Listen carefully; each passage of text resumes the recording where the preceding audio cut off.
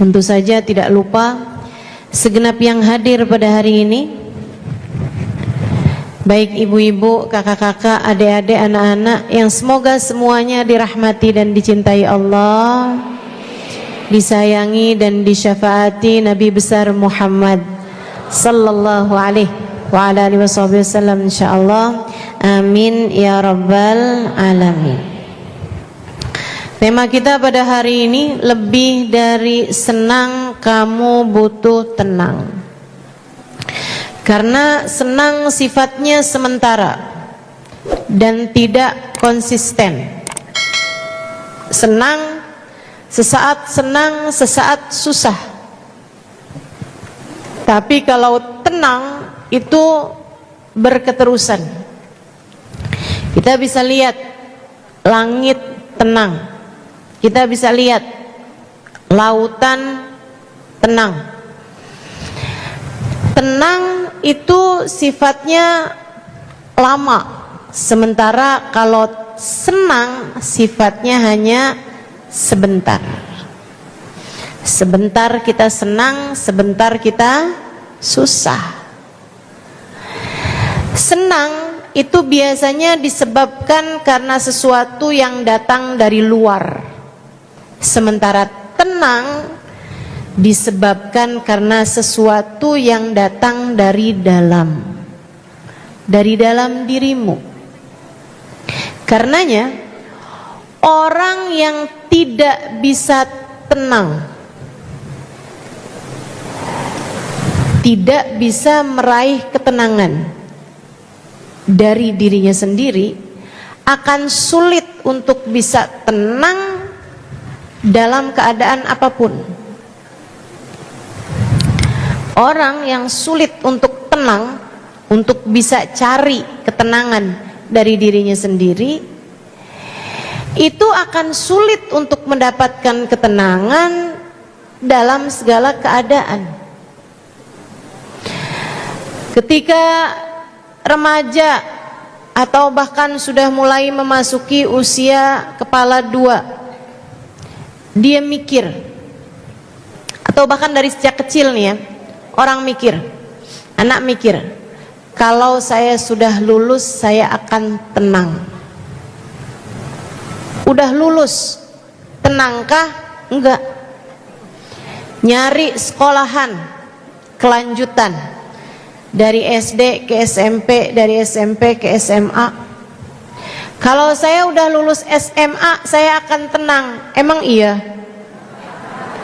Pusing mikirin bisa kuliah apa enggak. Ketika bisa kuliah, pusing mikirin kuliah di mana, diterima apa enggak. Akhirnya kuliah, dia pikir, kalau saya sudah lulus kuliah saya akan tenang. Emang iya? Mulailah dia sibuk bekerja. Dia pikir kalau saya sudah dapat pekerjaan, bisa dapat gaji, saya akan tenang.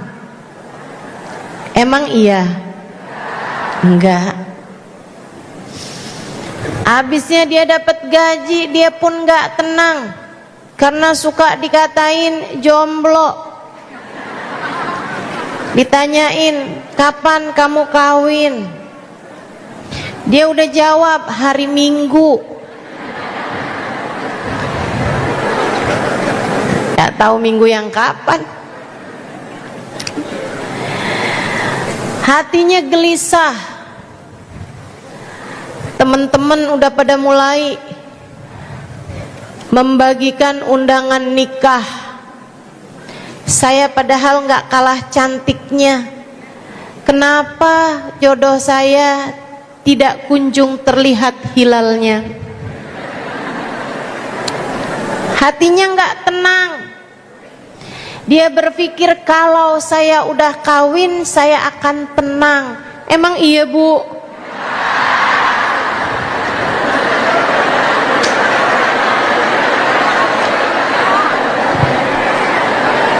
Pertanyaannya ke ibu-ibu langsung.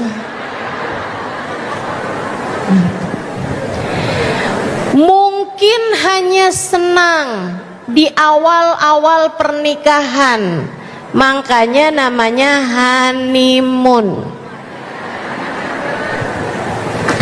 Bulan madu, manis bu madu itu bu, tapi kan bulan.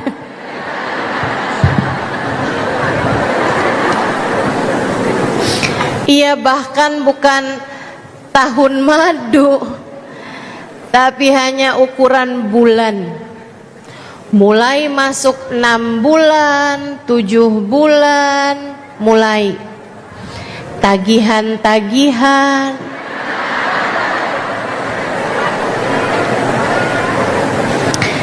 Segala drama rumah tangga pun dimulai.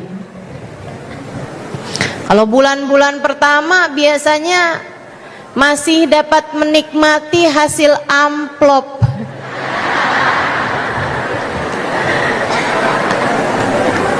Amplop nikahan tuh. Masya Allah. Dia kemudian berpikir, kayaknya nih kalau udah punya anak tenang dah. Sungguh pemikiran yang sangat keliru. Karena punya anak, punya kesibukan baru, apalagi ibu muda, bulan-bulan pertama jauh dari istilah tenang. Yang ada adalah perjuangan, belum lagi kurang tidur, belum lagi ngelihat suami pulang dari kerja bukannya bantuin, malah dia maunya cepet-cepet istirahat. Nggak nyalahin, suami juga mikirnya saya udah capek seharian kerja, kalau saya nggak kerja siapa yang beli pampers? Kalau saya nggak kerja gimana nasib anak kita?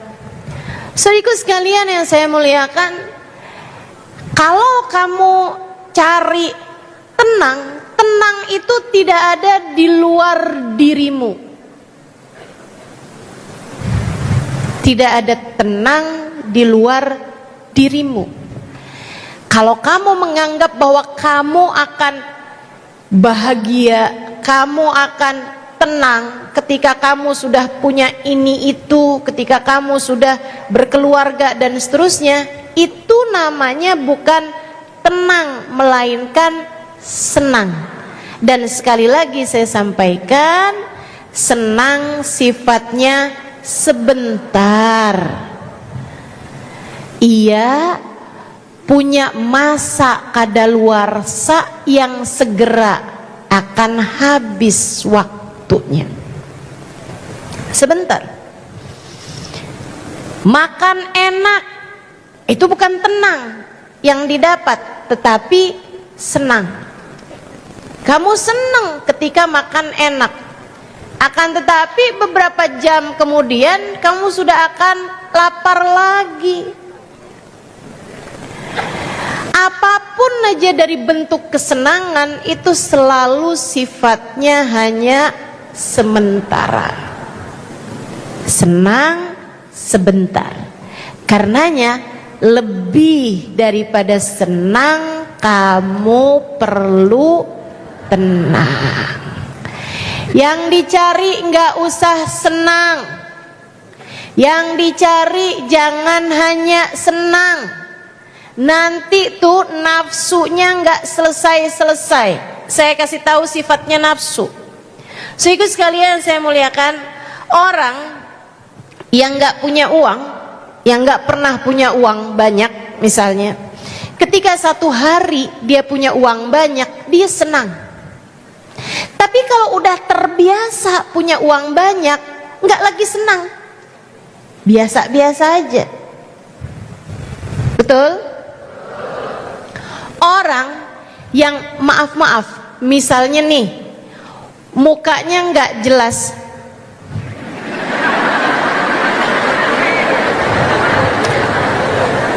Dia merasa mukanya nggak jelas, padahal kalau saya lihat sih jelas.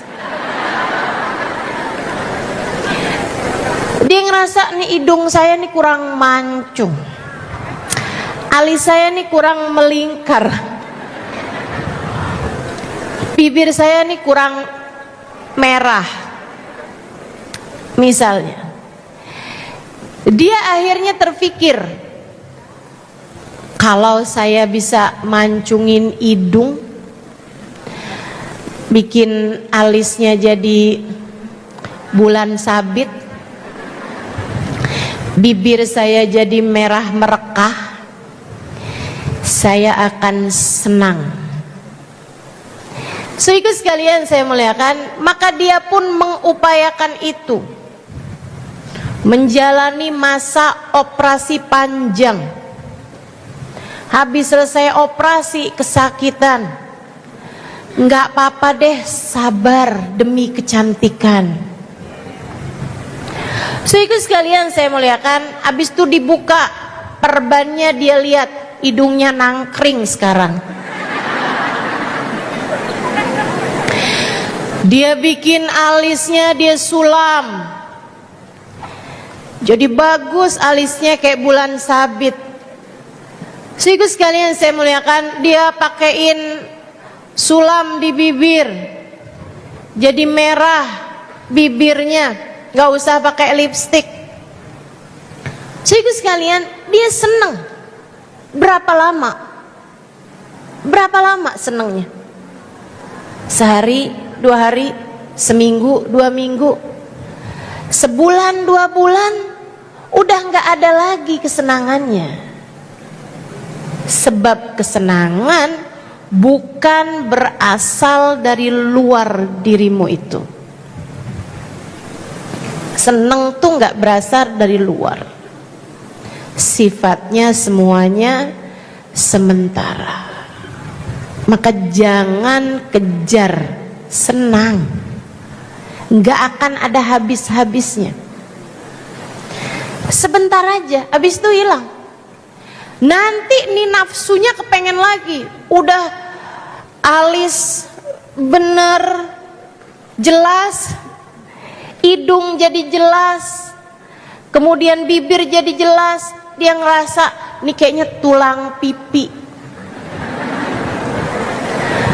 perlu ditonjolkan, nih kayaknya di bawah mata mulai kendor, perlu ditarik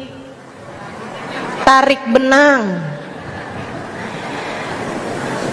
Sian tuh muka udah jadi kayak kain, ditarik benang, disulam, dibordir.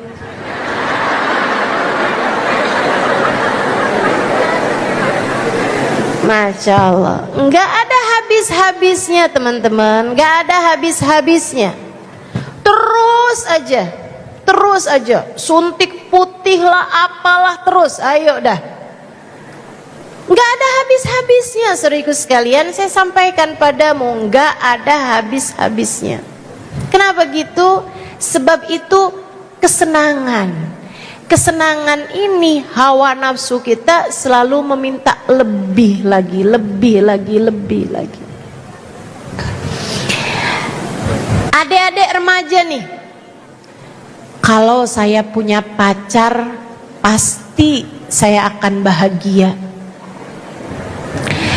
Ada yang ngucapin selamat pagi.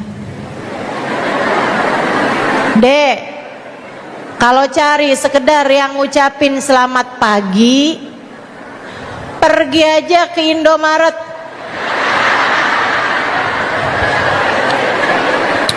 Kan seneng ustazah, ada yang nanyain udah makan apa belum.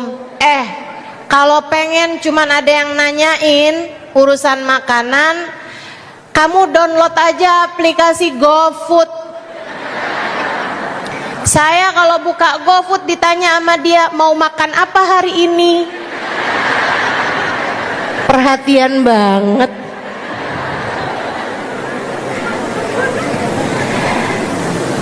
Itu semuanya kamu anggap sebagai sebuah kesenangan. Tapi dek, ku sampaikan padamu, saya gak pernah lihat orang lebih ngesianin daripada orang yang lagi pacaran.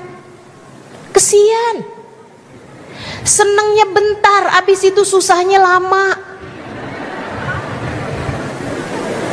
Tanyakan pada bantal di kamar tidurnya.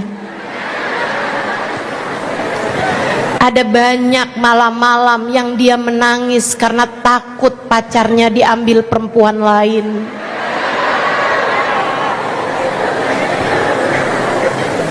Gara-garanya pacarnya nggak segera jawab WhatsApp-nya. Tersiksa hidupnya, susah hidupnya, kesian. Saya sampaikan padamu, dek, sebagai orang tua yang sampai sekarang belum ada anak, saya anggap kamu semua anak-anak saya. Lah amin.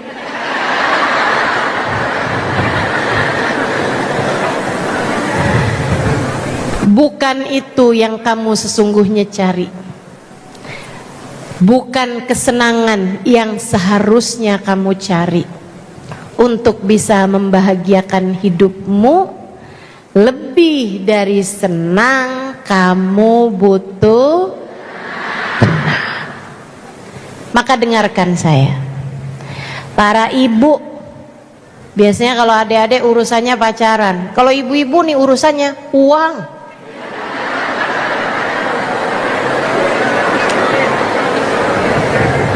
Kesenangan berdasar dari seberapa transferan. Makanya banyak ibu-ibu yang suasana hatinya bergantung tanggal. Tanggal muda happy, giliran udah tanggal pertengahan hilang happynya. Tanggal tua, ya Allah, di awal bulan adegannya kayak di film romantis, di tengah bulan mulai drama, di akhir bulan film horor. Begitukah rumah tanggamu? Jika iya, simak baik-baik. Saya akan menyampaikan kepadamu tentang bagaimana seharusnya kamu mengelola hatimu agar memiliki hati yang tenang, sehingga dalam segala keadaan kamu akan selalu dapat kembali kepada hatimu sendiri. Pulang harusnya ke hati, kembali harusnya kepada jiwamu sendiri. Orang yang hatinya bisa selalu menjadi tempat pulang, dia akan kerasan dimanapun saja berada. Orang yang hatinya selalu bisa jadi tempat kembali akan merasa tenang dalam keadaan apapun dia berada. Karenanya kembalilah kepada hatimu dengan cara hatimu biarkan jadi hati yang tenang. Insya Allah. Yuk kita pelajari caranya bikin hati jadi tenang. Saudaraku sekalian saya muliakan, nih kalau kamu pingin hati kamu tenang, yang pertama, hati itu punya banyak sampah. Kamu kalau tinggal di rumah banyak banget sampahnya, banyak banget barang-barang tidak berguna di dalamnya, banyak banget sampahnya, kotoran-kotoran. Kamu jalan sedikit ada, mohon maaf, kotorannya ayam. Jalan dikit ada muntahan, jalan dikit ada bangkainya tikus. Jalan dikit lagi, masuk kamar, tahu-tahu ada kencing. Kencingnya kucing, misalnya gitu. Betah nggak kamu kira-kira di dalam rumah tersebut? Nggak betah. Sampah-sampah hatimu harus segera dikeluarkan. Apa itu? Sampah hatimu adalah dosa.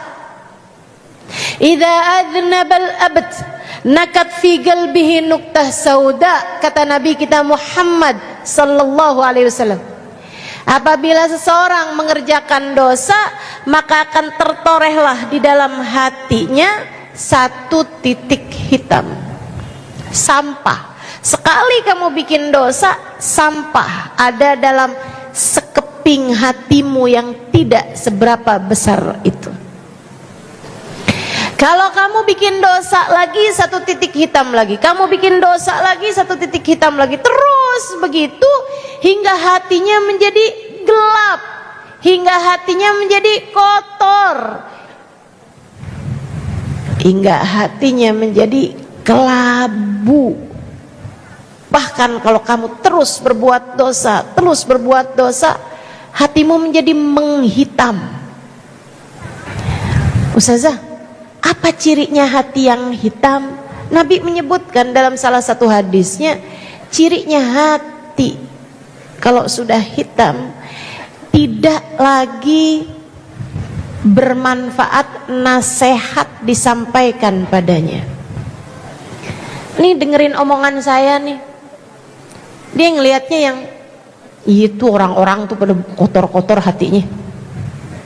Itu si itu tuh kayak gitu tuh, kayak itu persis tuh. Saudara saya tuh kayak gitu tuh modelannya tuh. Dia nggak pernah mengembalikan kepada dirinya sendiri. Dia nggak pernah ngelihat yang ya ampun saya tuh begitu tuh. Ternyata selama ini yang saya kejar adalah senang, bukan tenang. Makanya saya susah mulu. Makanya hati saya kayak roller coaster. Sesaat di atas, sesaat di bawah, gampang banget berubah-ubahnya. Ntar senang, ntar susah, senang lagi, susah lagi, nangis lagi, ketawa lagi. Saya banget nih yang kayak begini nih. Ternyata salah cara. Ternyata selama ini yang saya kejar adalah senang, bukan tenang. Saya akan simak baik-baik nih. Oh, hati saya penuh dengan sampah. Ternyata saya adalah pelaku dosa. Nah nih, kalau kamu bisa selalu mengembalikan nasihat kepada diri sendiri, itu pertanda bahwa hatimu meskipun ada sampah di dalamnya, sekurangnya hatimu belum terpenuhi dengan sampah-sampah tersebut. Makanya saya yakin kalau yang hadir di majelis yang dengerin kajian itu pasti orang-orang yang masih berkemungkinan untuk hatinya menjadi tempat turun hujan rahmatnya Allah. Masih sangat mungkin hatinya menjadi tempat di mana ia dapat berpulang kepada hatinya sendiri. Insya Allah. Belum hitam, belum mati, belum sakarat, belum sakit parah. Mudah-mudahan insya Allah. Yuk tambah dibenerin lagi.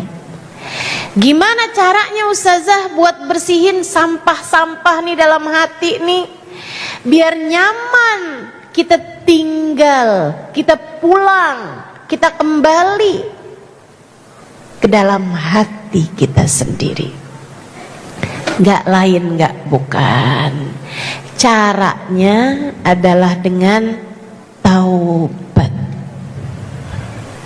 Taubatlah, taubat yang sungguh-sungguh. Minta agar Allah berkenan mengampuni dosa-dosamu.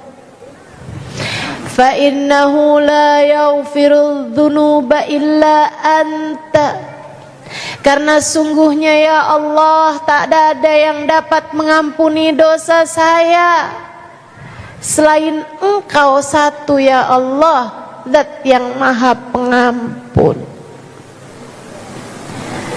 Bu, kalau di saat saya menyebutkan tentang urusan dosa dan kamu merasa kayaknya dosa saya sih belum segitu banyaknya sih, nah susah nih,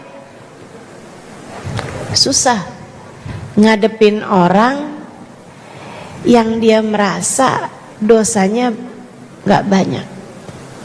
Saya kasih tahu ya, orang tuh merasa berbuat dosa, merasa punya banyak dosa, itu bukan tergantung dari besarannya dosa, justru sebaliknya.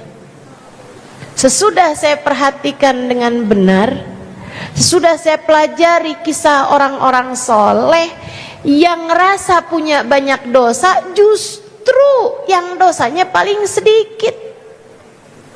Orang kalau ngerasa dosa saya nih sedikit, justru adalah orang-orang yang dosanya paling banyak. Makanya nih para pendosa-pendosa ini Bu nih biasanya begitu diuji dia pakai nanya, ya Allah dosa apa sih saya? Dia nggak kelihatan dari banyaknya. Ini yang istilah pepatah, gajah di pelupuk mata tak tampak, semut di seberang lautan tampak. Dosanya orang jauh-jauh dia tahu semuanya dah, gak kenal. Dosanya artis dia kenal, dosanya sendiri kayak gak kelihatan depan matanya. Na'udzubillah min dzalik. Saudaraku sekalian saya muliakan, Nabi Muhammad menceritakan dalam salah satu hadisnya, innal munafik, orang munafik ngelihat dosanya, orang munafik, orang yang jauh dari Allah Subhanahu wa taala, yang hatinya enggak punya iman, ngelihat dosanya kayak ngelihat lalat di hidungnya, ditepis begitu aja. Apaan sih? Gitu doang. Walakinnal mu'min, akan tetapi orang mukmin ngelihat dosanya kayak ngelihat gunung yang sedang berguncang di belakang punggungnya, entah di menit bahkan detik yang keberapa gunung tersebut akan jatuh menghancurkan dirinya. Kamu bagaimana caramu melihat dosamu? Ya Allah, kalau engkau ampuni, nasib saya gimana ya Allah? Hancur dah saya ya Allah. Kalau engkau tidak mengampuni saya, hancur saya ya Allah. Ucapan ini Bibu sekalian diucapkan oleh Nabi Adam yang hidup bertahun dalam taat dan sekali saja mengerjakan perbuatan yang menurut beliau salah, makan buah yang dilarang Allah, membuat beliau turun ke atas permukaan bumi. Kabarnya 40 tahun beliau tidak pernah berani mengangkat kepalanya karena malu dan takut kepada Allah Subhanahu wa taala. Ucapan beliau, Rabbana zalamna anfusana wa illam taghfir lana wa tarhamna lanakunanna minal khasirin. Ya Allah, saya udah bikin dosa ya Allah.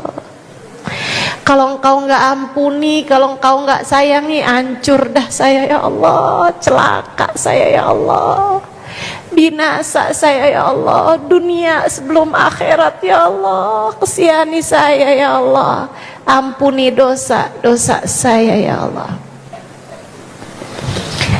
Kalau kamu bisa melihat dosamu seperti itu, apalagi teman-teman sekalian, faktanya bahwa Nabi Adam ketika menyampaikan doa semacam itu, Nabi Adam tawadhu, dosanya cuma satu.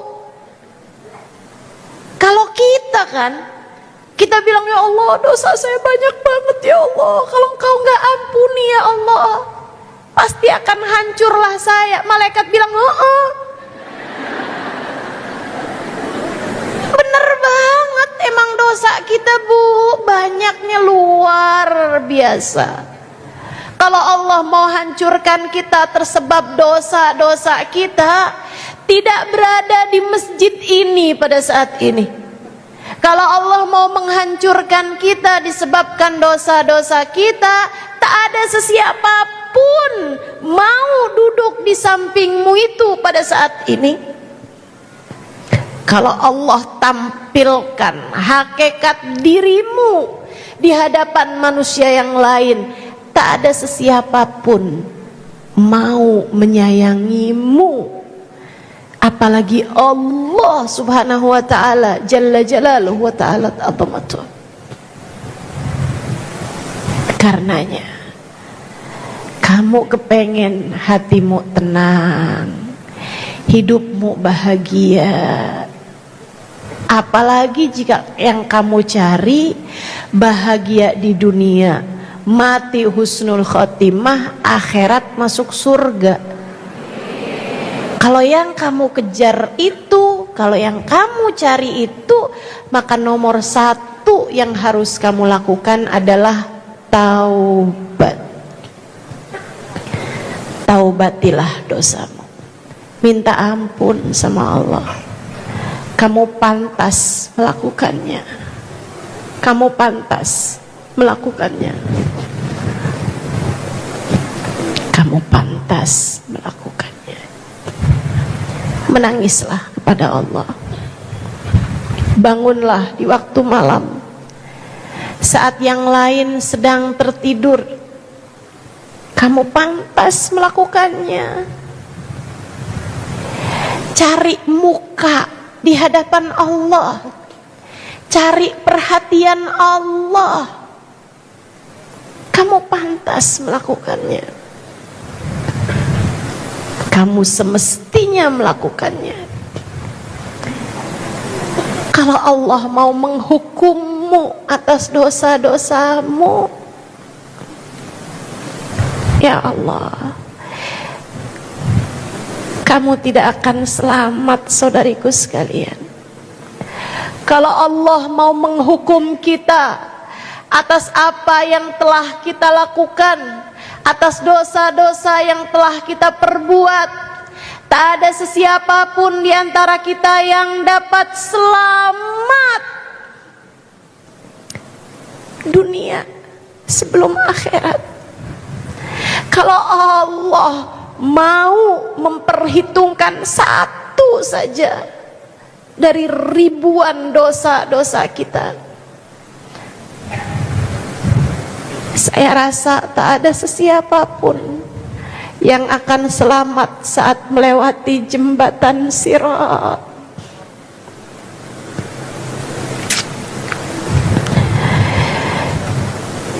Apabila seseorang meninggalkan sholat, kata Nabi Muhammad, kutib ismuhu fi bab min abwabi jahannam, namanya akan tertulis di satu pintu dari pintu-pintu api neraka.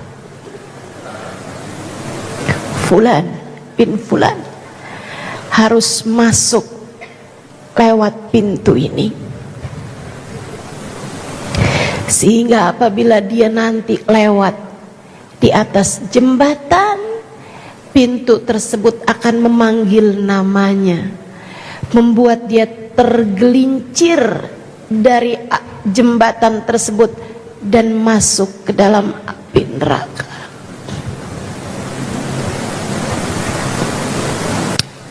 Bagaimana? Selamatkah kiranya dirimu itu?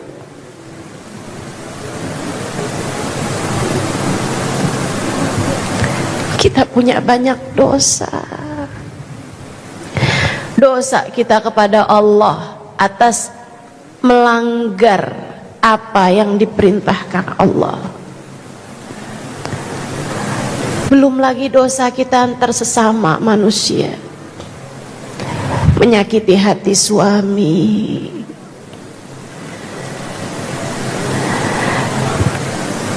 menyakiti hati anak-anak,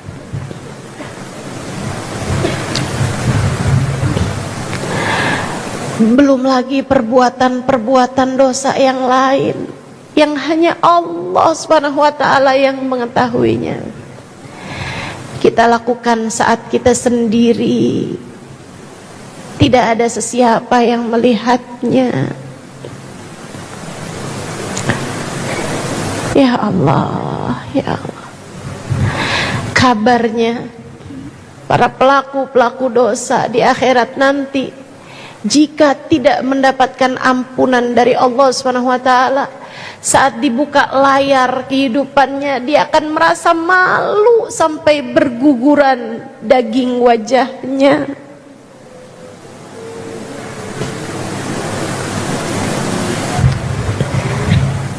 Kalau kita tidak mendapatkan ampunan Allah, hancur kita,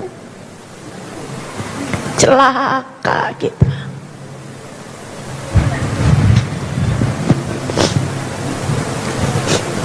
Siapapun kita, kamu jangan andelin, tapi kan saya anaknya Fulan bin Fulan,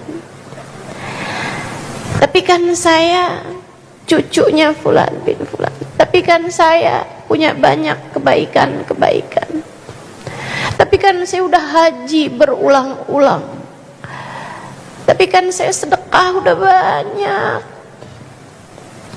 tapi kan saya bikin majlis dihadiri ribuan orang, tapi kan saya menyampaikan hadis-hadis Nabi, ayat-ayat Al-Quran, saya mengajar,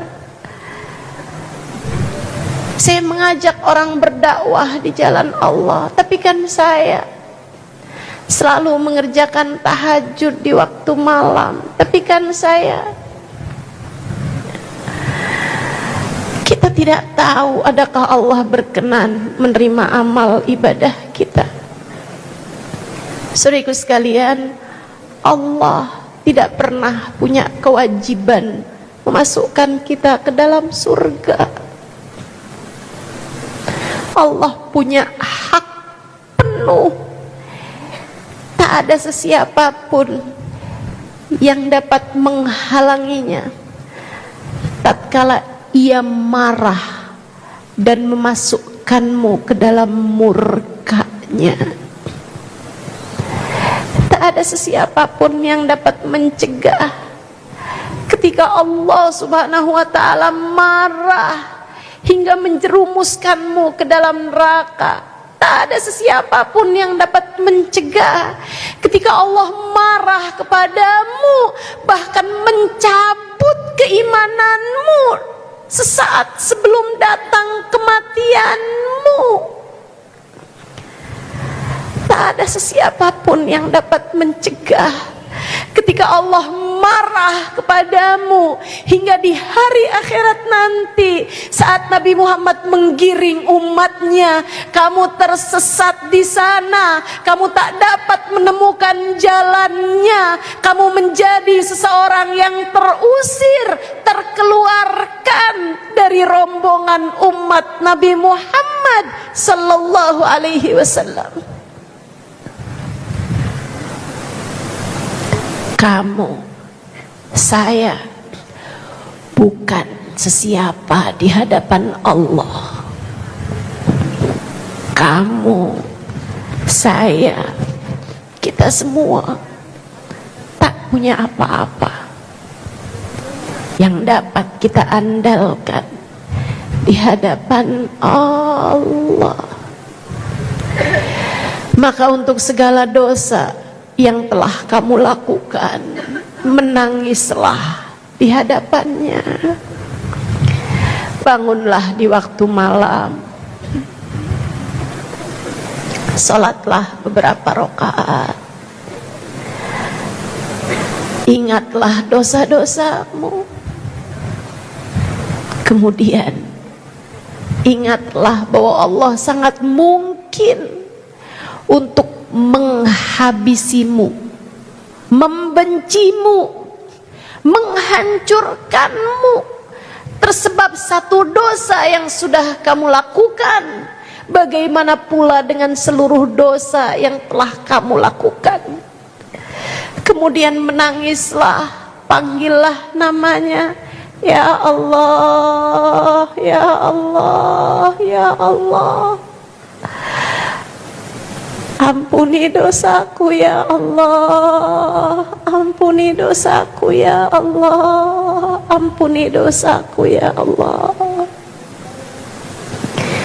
Kasihanilah aku ya Allah, sayangilah aku ya Allah. Teruslah panggil namanya. Jika kamu lakukan itu bermalam-malam dalam hari-harimu, jika kamu lakukan itu berulang-ulang, terus kamu panggil namanya, terus kamu panggil namanya, saya berharap kamu akan masuk dalam apa yang disebutkan, diceritakan oleh Nabi Muhammad dalam salah satu hadis qudsi, di mana Allah Subhanahu wa ta'ala mengatakan, apabila aku lihat hambaku datang kepadaku dengan membawa bergunung-gunung dosa, aku akan sambut dia dengan bergunung-gunung ampunan. Apabila aku lihat hambaku datang padaku bertaubat dengan membawa gunungan dosa yang begitu besar, aku akan lemparkan ia ke dalam lautan ampunanku, menghancurkan seluruh dosa, membersihkan seluruh dosa yang telah dia lakukan. Kita perlu ampunan. Pengen hati kamu lebih tenang, bersihkan hatimu dari sampah-sampah dosanya. Itu hal pertama yang harus kamu lakukan. Hal kedua,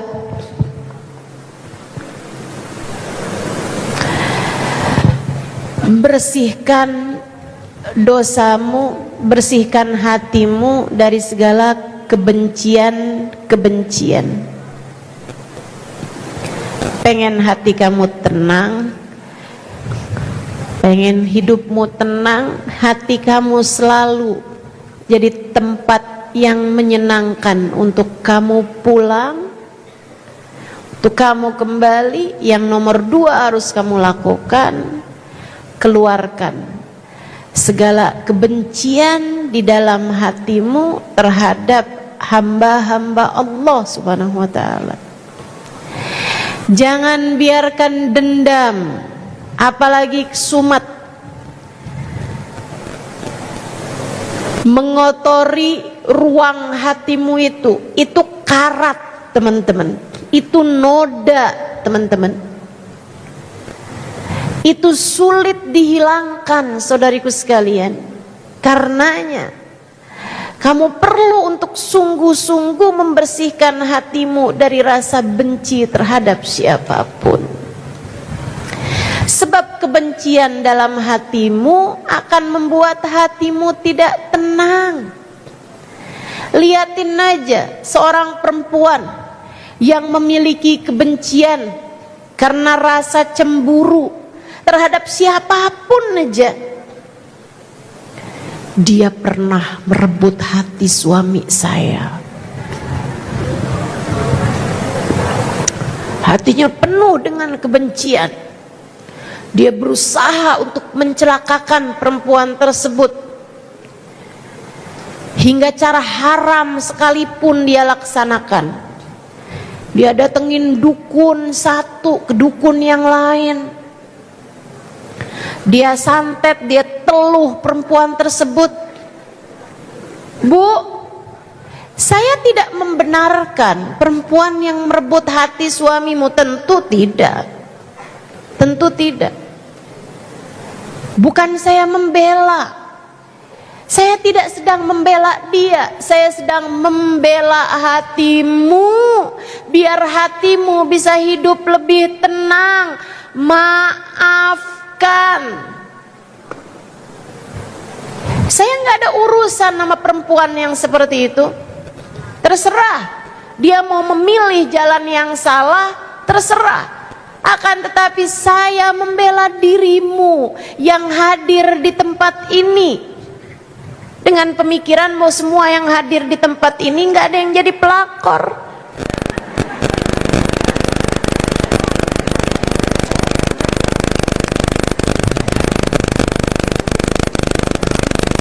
Saya sampaikan padamu, hilangkan kebencianmu kepada siapapun. Saya nggak membela orang itu, saya membela hatimu. Saya nggak kesian sama dia, saya kesian sama kamu. Kalau kamu terus-terusan naruh dendam di dalam hatimu itu, hidup kamu jadinya nggak tenang. Hidup kamu jadinya selalu khawatir, selalu gelisah.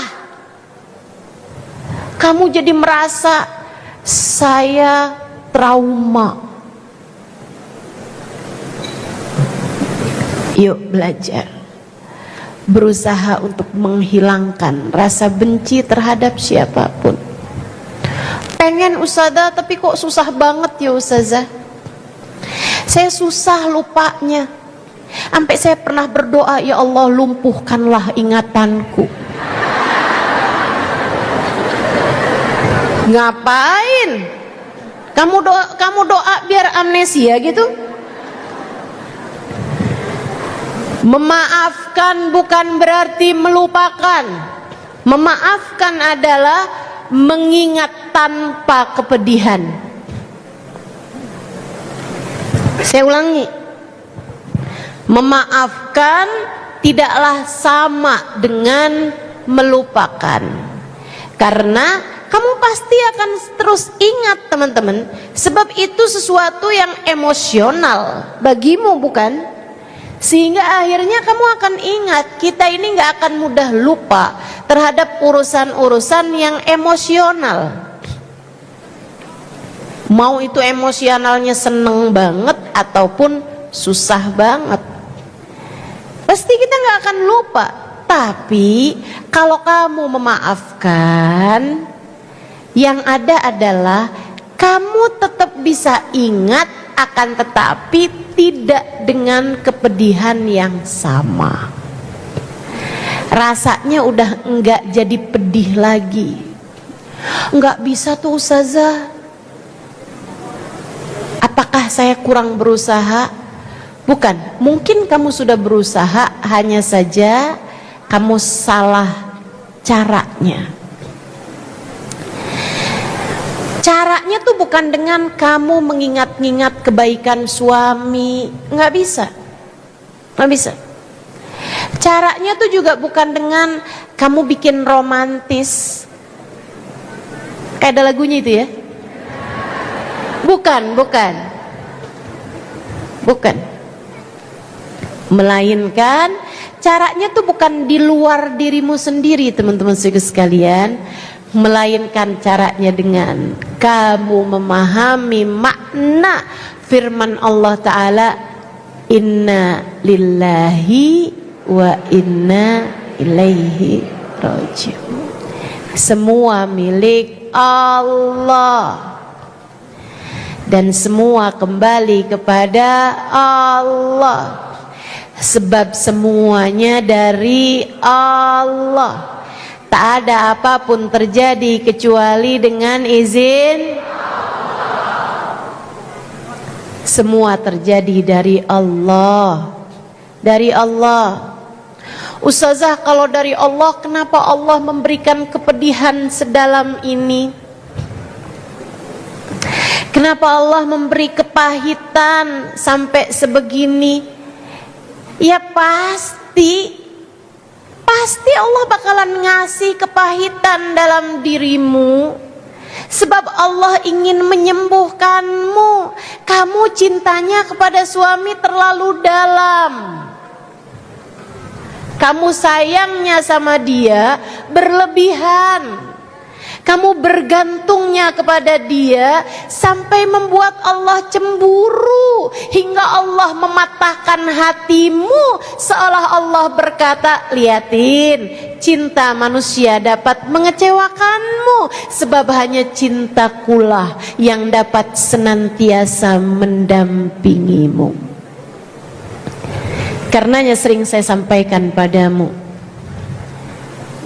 ketika Allah menjadikan hatimu patah, itu adalah karena Allah hendak menuntun langkahmu kembali kepadanya. Saat kamu dikecewakan oleh seorang manusia, itu adalah tali yang Allah ulurkan kepadamu untuk menarikmu kembali kepadanya. Bukan wanita itu yang dituju, bahkan bukan suamimu yang dituju oleh Allah untuk kamu kembali, melainkan dirimu sendiri. Allah pengen kamu balik padanya.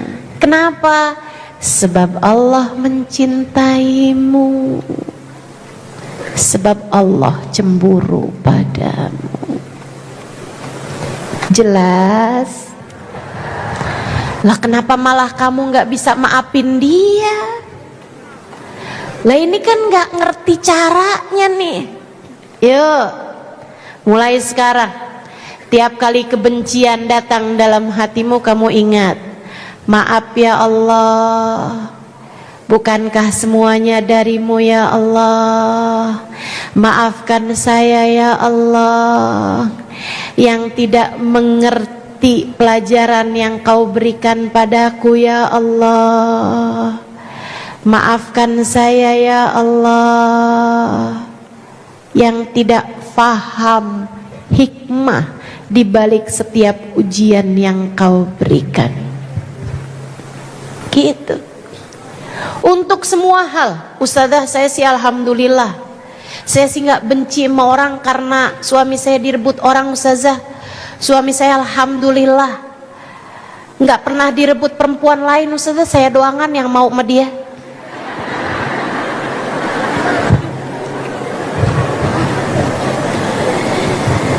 Saya ujiannya, Ustazah, usaha segala macem, gak berhasil juga. Giliran udah bagus-bagus usaha saya udah mulai jalan, ditipu orang. Ustazah, saya sampai sekarang kalau inget dia tuh, Ustazah, hati saya gak pernah bisa sepi dari rasa benci. Hati saya selalu penuh dengan kebencian setiap kali mengingatnya. Bu, gak ada yang terjadi kecuali dengan izin Allah, Ustazah. Jadi saya ketipu juga dari Allah, Ustazah. Iya. Kenapa Allah kasih saya seperti itu, Ustazah? Ini sangat menyakitkan. Saya kasih tahu kenapa Allah memberikan kepadamu pil pahit berupa bangkrut, miskin, sulit ekonomi. Sebab Allah lihat hatimu penuh dengan rasa cinta terhadap dunia. Allah membuat hatimu kecewa dengan dunia. Pelajarannya, biar kamu ngerti cintamu terhadap dunia tuh jangan segitunya. Dunia mulu yang kamu pikirin. Sampai kamu tahajud yang kamu minta dunia lagi. Kamu baca Quran buat rezeki biar lancar. Kamu sholat duha nggak ditinggal biar hari ini dapat transferan lebih banyak. Allah lihat dunia melulu yang kamu kejar. Kalau sepanjang hidupmu di dunia, usahamu hanya untuk mengejar dunia, kapan ceritanya kamu mengejar surga? Kalau seluruh yang kamu usahakan di dunia, tenagamu, effortmu, segala usaha yang kamu lakukan adalah untuk mengejar dunia terus-terusan, kapan waktunya kamu mulai mengais-ngais, tertatih-tatih, mengemis-ngemis cinta Allah Subhanahu wa ta'ala? Tidakkah kamu malu? Bahkan dunia ini adalah miliknya. Ia berikan kepada siapapun yang dia kehendaki. Tidakkah kamu malu rebutan dunia terus-terusan? Saya sih malu kalau saya rebutan dunia. Saya sih malu kalau ada orang mau ngambil dunia, ya udah biarin. Sebab yang saya cari bukan dunia, yang saya cari pemilik dunia. Ucapkan pada hatimu, enggak apa-apa dunia saya hilang, asal pemilik dunia senantiasa bersama saya. Ucapkan saat malam-malam kamu terbangun.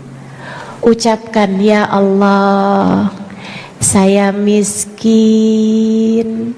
saya susah secara ekonomi, saya nggak punya banyak harta, tapi saya tidak takut ya Allah, sebab bersamaku ada Engkau, pemilik seluruh jagat raya. Sebab bersama saya ada Engkau, pemilik segalanya. Jangan biarkan hatimu terpenjara dengan kebencian terhadap siapapun. Ingat, apapun yang terjadi semua dari Allah. Allah semua kok yang menggerakkan. Udah, tinggalkan kebencianmu terhadap siapapun, serahkan semuanya kepada Allah. Jangan benci siapapun. Jangan benci siapapun. Insya tuh, hidup kalau mau tenang. Satu apa tadi? Taubat, bersihkan hati dari dosa. Yang kedua, maafkan, hilangkan kebencian terhadap siapapun. Hilangkan kebencian terhadap siapapun. Yang ketiga, teman-teman sekalian, yang ketiganya adalah, kamu betah nggak kalau masuk dalam rumah, rumahmu itu terisi begitu banyak barang. Nabrak lagi, baru ngelangkah satu lagi, nabrak sofa. Mana sofanya nggak bisa didudukin, tumpang tindih sofa satu dari yang lain. Kamu jalan bentaran lagi, kamu nabrak kulkas. Jalan dikit lagi ketemu microwave. Jalan dikit lagi ada tempat tidur. Bentaran lagi ada mobil dalam rumah. Kebanyakan barang, nggak pada tempatnya, nggak lapang akhirnya, sumpek akhirnya, boro-boro tenang akhirnya. Saya kasih tahu, nih kebanyakan barang kayak begini nih, kebanyakan dunia dalam hati kamu, teman-teman. Makanya coba liatin deh, kalau hati kamu nggak tenang, gelisah terus-terusan, itu adalah karena hati kamu terlalu cinta sama dunia. Dunia melulu yang kamu pikirin. Dunia lagi. Coba liatin tuh kamu tuh. Para istri itu ya, tiap ngobrol sama suami urusannya duit melulu. Aduh, saya bisa bayangin kenapa para suami itu sumpek di rumah. Tiap ngelihat istrinya yang dilihat tagihan. Begitu ketemu sama istrinya udah tahu aja nih. Ini istrinya nih mau ngomongin urusan apa udah paham dia. Semuanya angka. Ya sumpek lah. Suamimu sumpek, kamu juga sumpek. Terus kamu nanya, kok hidup saya gak bisa tenang ya? Ya iya. Dan kamu mikir, nih hati saya nih gak tenang nih karena saya gak punya cukup banyak uang. Lah udah tahu hatinya sumpek karena kebanyakan barang, ditambahin lagi barangnya. Tambah sumpek. Pengen hati tenang gampang. Keluarkan dari hatimu rasa cinta terhadap dunia. Bu, seberapapun yang kamu punya, Dek, seberapapun yang kamu punya, kamu gak akan bisa memenuhi lebih daripada lambungmu sendiri. Seberapapun banyaknya yang kamu punya dari pakaian, kamu gak akan bisa menghiasi lebih daripada tubuhmu sendiri. Walaupun punya banyak baju, emang mau pakai 10 baju sekalian? Gak mau pasti. Kamu gak akan pernah bisa tinggal lebih daripada satu tempat tidurmu sendiri. Gitu, hidup mah cuman segini-gini aja. Tapi gimana ya Ustazah, kayak kalau ngelihat orang gitu bisa beli barang mahal, kepengen Ustazah. Kalau saya lihat ada orang bisa punya baju bagus, kepengen Ustazah. Saudariku sekalian yang saya muliakan, kalau kamu ada uangnya beli baju yang bagusan, boleh. Kalau kamu punya dipakai. Nih ibu-ibu nih perhatian juga nih. Yang punya bajunya yang bagus punya, tapi yang dipakai yang itu mulu. Daster udah robek dipakai mulu. Kelakuan nih, kelakuan.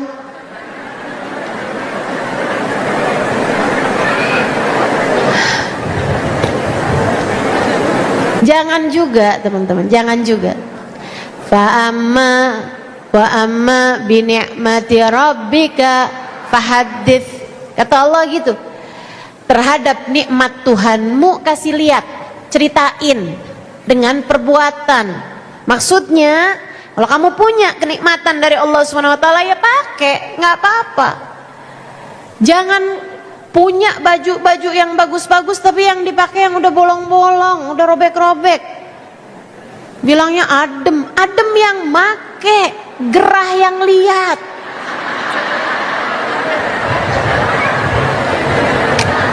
Apa coba maksud kamu itu? Ustazah, biar suami tahu, lihat, jadi saya dikasih duit lagi buat beli baju. Itu tujuan kamu. Ya dunia tuh kebanyakan dalam hati kamu. Yuk, dinikmati yang ada. Tuh teori dunia katanya Imam Ghazali. Buat orang awam kayak kita nih, katanya Imam Ghazali gini, yang ada dinikmati dan berusaha buat dibagi, yang gak ada jangan dicari, apalagi dicintai. Yang gak ada gak usah kepengen, yang gak punya gak usah kepengen. Ingat, bahagia, senang, tenang itu gak melulu disebabkan karena urusan-urusan dunia. Enggak. Saya banyak ketemu orang-orang yang terbatas dunianya tapi hatinya tenang, hidupnya bahagia, senang mereka. Banyak saya ketemu. Kalau kamu nggak percaya, baca tuh buku saya Bidadari Bumi. Bidadari Bumi 1, saya ceritain Hubabah Tiflah. Saya ceritain perempuan yang nggak punya apapun. Di buku Bidadari 2, saya ceritain tentang penjahit yang cuman mau nerima uang dari jahitannya zaman itu, ya, 5.000 perak. Yang dia hanya mau menjahit mukena aja. Kalau dikasih banyakan dia tolak, dia balikin. Dia bilang nanti saya takut pahala saya nggak ada di sisi Allah. Bahagia hidupnya, tenang hidupnya sambil zikir la ilaha illallah, la ilaha illallah, la ilaha illallah, la ilaha illallah, la ilaha illallah. Tak berhenti berzikir lisannya. Maka Bu, itu yang kamu anggap kalau saya punya mobil saya akan tenang, kalau saya punya rumah besar saya akan tenang, kalau saya punya HP terbaru saya akan tenang. Nggak ada. Kesenangan sementara, selebihnya kamu akan kembali susah hati lagi. Maka kalau kamu kepengen hidup kamu tenang, cara yang ketiga adalah hilangkan dari dalam hatimu rasa cinta terhadap dunia. Ustazah, artinya kita harus hidup miskin? Enggak gitu. Bu, tentang apa yang Allah beri kan nggak ada kaitan sama rasa hati. Ada berapa banyak orang yang cinta banget dunianya tapi hidupnya miskin? Ada berapa banyak juga saya ketemu orang-orang hatinya nggak cinta terhadap dunia, tapi Allah kasih dunianya nggak kurang-kurang, berlebihan bahkan, tapi hatinya andai dunia hilang sekejap sekalipun tak akan ada yang bergerak di dalam hatinya. Dia tidak mencintai dunianya sebab dia lebih cinta kepada pemilik dunia. Enak. Yang punya dunia siapa? Allah. Jadi udah, tiap kali hati kamu gerasa gerusu urusan dunia, kamu tenangkan. Tenang hati.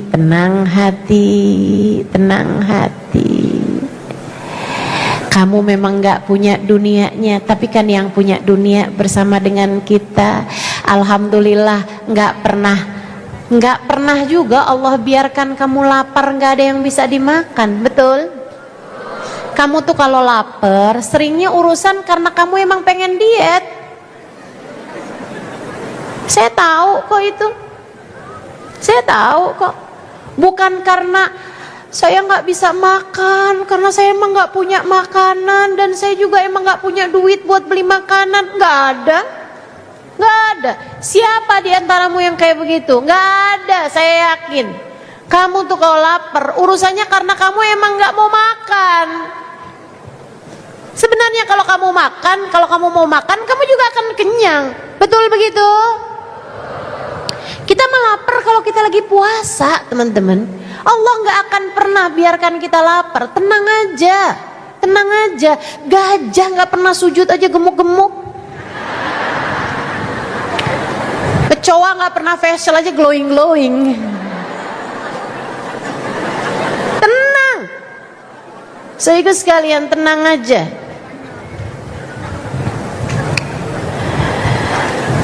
Urusan dunia yang tenang, Allah udah jamin kok rezeki kita untuk sekedar makan minum udah Allah jamin. Baik, saudara sekalian saya muliakan, tuh 3 tuh, tenangkan hatimu. Urusan dunia nih udah ada jaminannya dari Allah SWT. Sekali lagi, rumusan dunia tuh yang ada kita nikmati dan berusaha untuk jangan dinikmati sendiri. Ada yang kita bagi. Kemudian yang nggak ada, nggak usah pengen, nggak usah cari, nggak usah apalagi sampai kamu cintai, nggak usah. Yang ada kita nikmati dan berusaha untuk kita bagi. Yang nggak ada, nggak usah kepengenan dan nggak usah dicintai. Insya Allah. Yang nggak kamu bawa mati, jangan kamu usahakan mati-matian. Begitu ya. Saudara sekalian saya muliakan, itu yang ketiga. Kemudian yang keempat, kalau kamu kepengen hati kamu tenang, ini resep Ini yang paling utama nih. Yang tadi semuanya juga penting. Ini paling penting. Enggak juga sih, semuanya paling penting. Saya takut kalau ngomong gitu tuh, oh berarti ini aja nih satu. Enggak gitu. Nah gitu. Semuanya tuh step by stepnya teman-teman sekalian. Taubatin dosa, angkat kebencian dari dalam hatimu. Kemudian yang ketiganya, hilangkan cinta dunia dari dalam hatimu itu. Berusaha semaksimal mungkin untuk kamu kurang-kurangin urusan dunia tuh dari dalam hati kamu. Kemudian naik lagi sekarang tingkatannya. Penting belajar untuk senang mengingat Allah, belajar untuk zikrullah, ingat Allah, ingat Allah, ingat Allah. Saya udah pelajarin diri saya, makanya saya berani ngajar kepada teman-teman nih, berani ngajarin hal ini karena saya udah lihat diri saya. Saya pelajari diri saya. Saya kalau lagi ngerasa sumpek, gelisah, galau, duka, merana, menderita, udah saya lihat diri saya merasa begitu, merasa doang. Kita ini kan seringnya merasa doang. Hakikat merana, menderita tuh nggak ada sebenarnya. Masih bisa makan, hujan-hujan masih bisa bikin mie rebus pakai rawit. Udahlah, teman-teman sekalian, kita tuh amaras galau, gelisah, menderita, merana, itu tuh perasaan. Makanya saya sampaikan padamu, saya kalau lihat diri saya merana, merasa merana, merasa susah. Emang Ustazah pernah merasa kayak? Iya pernah lah.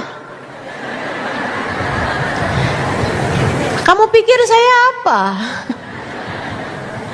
Saya tuh 11-12 sama kamu, tenang aja. Dan saya nggak yakin saya yang 12, bisa jadi saya yang 11. Teman-teman sekalian yang saya muliakan, saya kalau udah ngeliatin, saya udah mulai takut, mulai gelisah, saya liatin diri saya.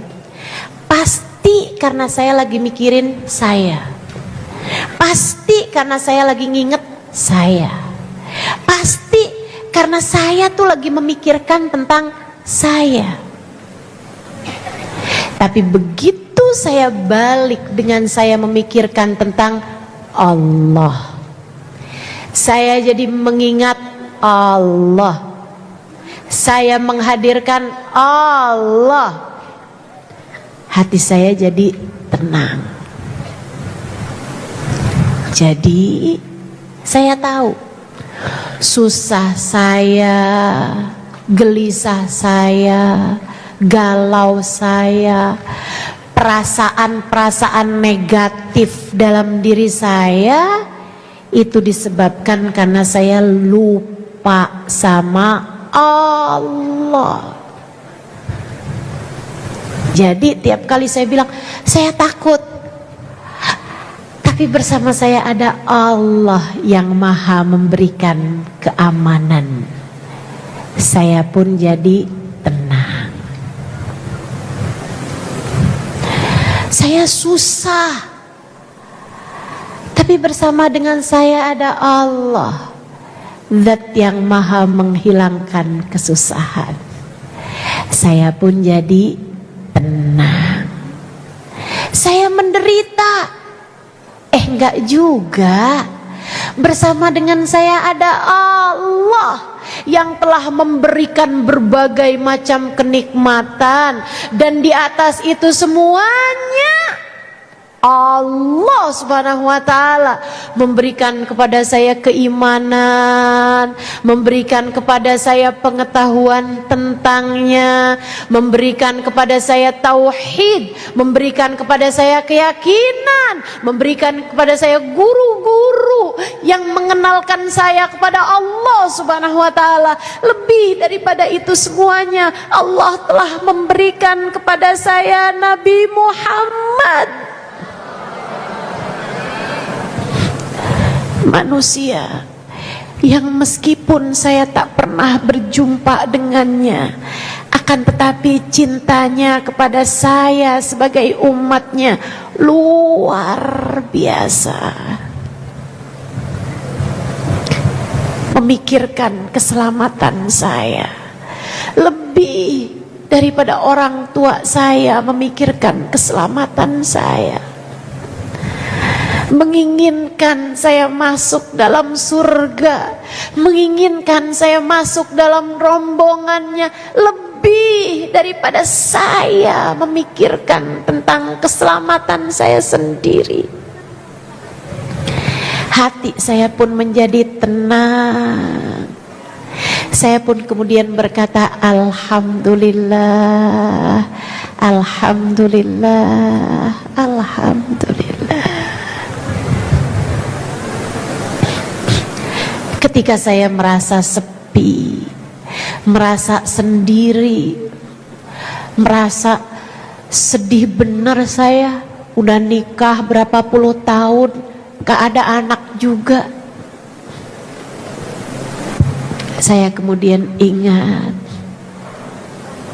ada dia dalam hidup saya yang tak pernah meninggalkan saya. Ada Allah dalam hidup saya yang telah mengatakan tentang hubungannya dengan saya, wa nahnu aqrabu ilaihi min hablil warid, dan aku lebih dekat dengan hambaku daripada dia dengan urat nadinya sendiri, daripada dia dengan detak jantungnya sendiri. Saya pun menjadi tenang. Saya bilang dalam hati saya, tak apa, tak ada sesiapapun bersama saya, sebab ada Allah yang lebih dekat dengan saya daripada detak nadi saya sendiri, daripada hembusan nafas saya sendiri, daripada aliran darah saya sendiri. Ingat Allah. Hatimu tenang pasti. Hatimu tenang pasti. Ingat Allah. Saya sayang padamu, karenanya saya sampaikan ilmu ini. Saya sampaikan padamu karena saya kesian sama umatnya Nabi Muhammad.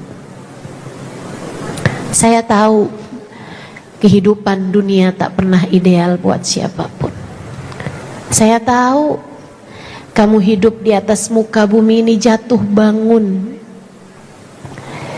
Saya tahu kamu seringkali berada dalam kesusahan. Sesekali sehat, kadang-kadang sakit. Saya tahu. Karenanya saya sampaikan padamu apa yang seharusnya menjadikan hati kamu tenang, sehingga mudah-mudahan dengan ini kamu menjadi salah satu dari yang Allah ceritakan dalam Al-Quran. A'udzubillahi minasyaitonirrajim. Alladzina amanu wa tatma'innu qulubuhum bidzikrillah. Ala bidzikrillahi tatma'innul qulub. Kata Allah, orang-orang yang beriman hatinya tenang tatkala ingat Allah. Ketahuilah, hanya dengan mengingat Allah hatimu menjadi tenang. Insya Allah. Terakhir, kalau kamu pengen hati kamu tenang, teman-teman saya kasih tahu. Lisan ini nih kalau berulang-ulang, kamu baca sesuatu berulang-ulang, kamu lafalkan sesuatu berulang-ulang, itu katanya para ulama kayak lagi memanah. Kalau belajar memanah kan terus tuh nyasar terus-terusan. Tapi tuh kalau terus lama-lama set nyampe juga ke dalam poin yang dituju. Kan begitu? Maka kalau kamu pengen hati kamu tenang, nih lisan kamu nih, biasain kerjain 2 hal. 1, zikrullah, menyebut nama Allah secara langsung ya, kayak la ilaha illallah, la ilaha illallah, la ilaha illallah. Zikir pagi jangan ditinggalin, namanya al-wirdul latif. Kalau di kitab ada tuh, biasa disebut juga zikir pagi sore ya. Karya dikumpulkan oleh Imam Al-Haddad radhiyallahu ta'ala anhu warḍah, ulama terkemuka di negeri tempat saya belajar, namanya Tarim, Hadramaut, Yaman. Di sana ada ulama terkemuka bernama Habib Abdullah bin Alawi Al-Haddad. Saya sudah sampai ke rumah beliau, saya sudah sampai berziarah ke makam beliau, saya sudah sampai di masjid beliau, saya sudah sampai di majelis tempat beliau biasa mengajar, saya sudah duduk di sana, dan saya udah sering bolak-balik berziarah ke makam beliau. Baca zikiran namanya Wirdul Latif atau zikir pagi sore, karya dari Habib Abdullah bin Alawi Al-Haddad. Baca zikirannya. Kemudian hari-hari kamu tuh punya zikir, la ilaha illallah, la ilaha illallah, la ilaha illallah, la ilaha illallah, la ilaha illallah, la ilaha illallah 100 kali misalnya. Malamkah, pagikah, atau baca la ilaha illa anta subhanaka inni kuntu minal zalimin 40 kali sebelum subuh. Beberapa menit sebelum subuh, 5 menit sebelum subuh kamu baca itu. La ilaha illa anta subhanaka inni kuntu minal zalimin. Sambil difahamin artinya, tidak ada Tuhan kecuali Engkau ya Allah, Maha Agung Engkau, Maha Suci Engkau. Inni kuntu minal zalimin, saya seorang pendosa, saya banyak bikin salah. Terus gitu. Itu yang pertama, zikir. Sambil zikiran-zikiran yang lain, zikiran sebelum makan, baca bismillah. Zikiran sudah makan, baca alhamdulillah. Doa-doa, zikiran sebelum keluar rumah, bismillah amantu billah tawakkaltu ala Allah la haula wala quwata illa billah. Ucapan ketika masuk rumah, baca ucap salam, kemudian baca qul huwallahu ahad. Zikiran-zikiran yang kamu pelajarin selama ini amalkan. Bacaan-bacaan sebelum tidur, baca subhanallah 33 kali, alhamdulillah 33 kali, Allahu akbar 33 kali, diakhiri dengan la ilaha illallah wa la syarikalah, lahul mulku wa lahul hamdu yuhyi wa yumiitu wa huwa ala kulli syai'in qadir. Habisnya sholat jangan langsung bangun, baca zikirannya dulu. Baca itu kan? Baca ayat kursi, baca la ilaha, baca subhanallah 33 kali, alhamdulillah 33 kali, Allahu akbar 33 kali, akhiri dengan la ilaha illallah wa la syarikalah, lahul mulku wa lahul hamdu yuhyi wa yumiitu wa huwa ala kulli syai'in qadir. Zikiran-zikiran itu teman-teman sekalian, itu sama yang terakhir baca sholawat. Sholawat itu juga bagian dari zikrullah, sebab nggak jadi sholawat kalau kamu nggak sebut nama Allah. Yang namanya sholawat tuh pasti ada nyebut nama Allahnya. Allahumma sholli ala sayyidina Muhammad. Ada nyebut nama Allah di depan, ada juga nyebut namanya Nabi Muhammad sallallahu alaihi wasallam. Disebut sholawat wa sallallahu ala sayyidina Muhammadin. Ada gitu, nama Allahnya tuh pasti ada. Nggak disebut sholawat kalau tidak menyebut nama Allah. Jadi dalam sholawat itu juga terdapat zikrullah. Akan tapi sholawat ini lebih khusus dengan kamu juga selain menyebut nama Allah, kamu menyebut nama kekasih Allah, baginda kita Nabi besar Muhammad sallallahu alaihi wa ala alihi wa sahbihi wasallam. Bikin hati tenang, teman-teman, bikin hati tenang. Itu adalah jaminan yang disampaikan baginda kita Nabi besar Muhammad sallallahu alaihi wasallam terhadap seseorang yang banyak baca solawatnya. Ya Rasulullah, kata seorang sahabat, inni ukthir minas salati alaikam ja'altuhu lak. Wahai Rasul, saya senang, saya banyak baca salawat kepadamu. Berapa yang saya hadiahkan untukmu? Kata Nabi Muhammad, terserah kamu. Kalau gitu Rasulullah, gimana kalau 1/3? Bagus kalau kamu tambahin lebih bagus lagi. Gimana kalau setengah? Bagus kalau kamu tambahin lebih bagus lagi. Gimana kalau 2/3? Bagus kalau kamu tambahin lebih bagus lagi. Kalau gitu semua aja deh Rasul. Semua salawat saya hadiahkan untukmu, dan saya banyak membaca salawat kepadamu. Nabi Muhammad bilang, idzan tukfahamuk wa tughfar dzambuk. Kalau kamu banyak baca salawatnya kepadaku dan kamu hadiahkan salawat tersebut kepadaku, tukfahamuk, akan diangkat semua bebanmu, akan diangkat semua susahmu, akan diangkat semua gelisahmu, wa tughfar dzambuk, akan diampuni seluruh dosa-dosamu. Yuk belajar. Kamu kalau kerjain kelima hal tersebut yang sudah saya sampaikan, insya Allah hati kamu akan jadi jauh lebih tenang. Apa aja coba tadi? 1, taubat, bersihkan hatimu dari sampah dosanya. 2, angkat kebencian, sebab ia adalah noda-noda yang mengotori hatimu itu. 3, rumah hatimu itu jangan kebanyakan barang, keluarkan dari dalam hatimu cinta yang berlebihan terhadap dunia. Yang 4, perbanyak zikrullah. Yang 5, perbanyak sholawat.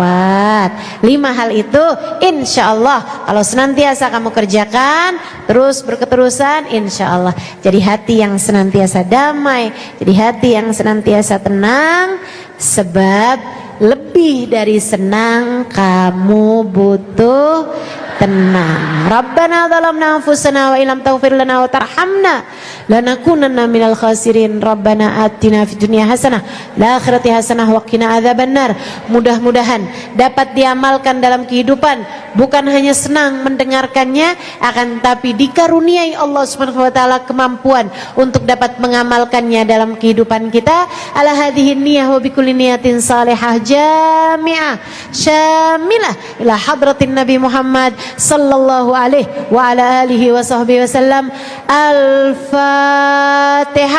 A'udzu billahi minasy syaithanir rajim. Bismillahirrahmanirrahim. Alhamdulillahi rabbil alamin. Arrahmanir rahim.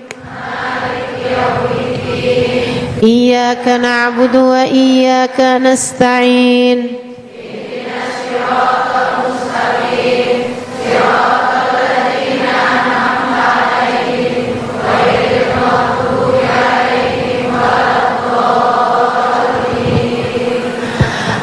Allahumma bihaqqil Fatihah birmatil Fatihah barakatil Fatihah taftah lana abwabal khair tu'amilana muamalat ahlal khair takfina min jamil fitan wal mihan wa bus wa dhair innaka wali kulli khair mutafaddil bi kulli khair birahmatika ya arhamar rahimin. Allahumma inna nas'aluka ziyadatan fid din wa barakatan fil umur wa sihhatan fil jasad wa sa'atan fil rizqi wa taubatan qablal maut wa taubatan qablal maut taubatan qablal maut wa maghfiratan ba'dal maut wa afwan indal hisab wa maghfiratan ba'dal maut wa afwan indal hisab wa amanan minal adhab wa nasiban minal jannah warzuqna an-nadhar ila wajhikal karim warzuqna murafaqatan bin nabi sallallahu alaihi wasallam. Allahumma inna nas'aluka minal uquli awfaraha wa minal adhani asfaha wa minal a'mali azkaha wa minal akhlaqi atyabaha wa minal arzaki azzalaha wa minal afiyah akmalaha minad dunya khairaha wa minal akhirah na'imaha bihaqqi sayyidina Muhammadin sallallahu alaihi wasallam. Allahumma ij'al jam'ana hadza jam'an marhuma wa tafarruqana min ba'dihi tafarruqan ma'suma wa la taj'alillahumma lana wa la fina wa la ma'ana syaqiyan wa la matrudan wa la mahruma. Allahumma rabbana taqabbal minna innaka antas samiul alim wa tub alaina innaka antat tawwabur rahim bi fadli subhana rabbika rabbil izzati amma yasifun wa salamun alal mursalin walhamdulillahi